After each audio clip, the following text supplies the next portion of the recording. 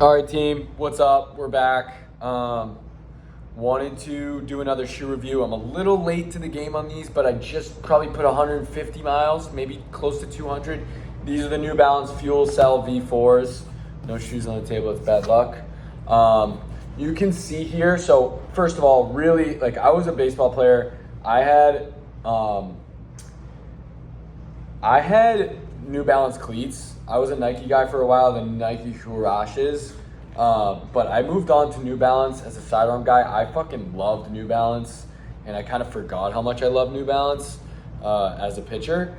But I got these shoes. I wanted to test them out. I've always been a Nike guy for racing. You can see here the Rebel thing. But what I really, and I talked to Hector at the shoe store about, these are really good for new runners because if you look, it's almost like I kind of compare it to a golf club, like the forgiveness of the base here. Like this is non-carbonated, okay? There's no plastic bullshit in here. There's no carbon in here that's gonna make you juicy. This is like pretty straightforward, super plush, wiggly, but very good comfort. You can see, like, look at the stack here. This is a big eraser right here.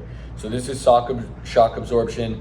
I just like these for novice runners or people who are putting on a lot of Z2 mileage. They feel athletic, they're stupid light. And I can get the other one too. But I like the color scheme. They're very unassuming, they're easy, they go with a lot of stuff if you're into the fashion part of the game. But like, I don't know, I just think these are solid, athletic, easy on, easy off. I mean, I don't know, I just think they're good for the newer runner. A lot of these trainers now, I'm noticing, like Nike, a lot of their newer lines, the Zoom Fly, I can't speak on the structure. I don't think the structure of the Pegasus, maybe the structure is carbonated or has a carbon plate, but the Streak Fly, for example, I use the Streak Fly ones on the track all the time and they're non-carbonated. And then you have the Streak Fly 2s now that have a carbon plate, and it feels like every fucking shoe has a carbon plate, which I don't think is healthy. And I think if you ask 9 out of 9 experienced runners or people who are, diversifying their shoe game to the point where it's like, I'm warming up now in a one pair of shoes, I'm running my hard runs in carbon, my tempo and my threshold stuff in carbon, and then I'm taking them off and then going back into my cool down shoes now. So, these are things that as you develop in your running journey and you mature and you understand a little bit more about how you respond to specific workouts and how you respond, your body responds to carbon, I think it's good to keep it in the holster and not use carbonated shoes too much, which is why shoes like this come into play so often. Fortunately, I'm a tester for OnCloud, so they'll send me stuff that's non-carbonated so I can use those for some of my Z2 and long run miles. But again, as you educate yourself, as you start to understand your use cases for each shoe, it's good to have, and again, if you're not putting more than, I'm a little bit biased, but if you're not putting more than, 20 miles a week or something, like it's probably 2 pairs of shoes are fine, but like you should have a rotation if you're training for a marathon, if you're training for a half even, and you're trying to get faster. I just think it's healthy. I always try to experiment with other brands. Obviously I've had a pretty consistent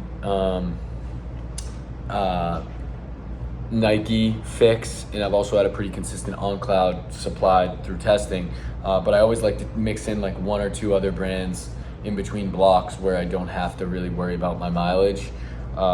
This one being an example. I also have an A6 pair that I'm gonna do a test on, which is the Metaspeed Sky Paris, I want to say, or Sky Edge. I can't remember which one. I have to go back and look. But overall, really versatile. I like these for some noobs. If you want to, I've ran 5Ks in these. And again, this because I was ill-packed. I was quick on time. It wasn't like I would not run a 5K in these for speed, but I've done it before. You can see some damage, a little bit of damage here.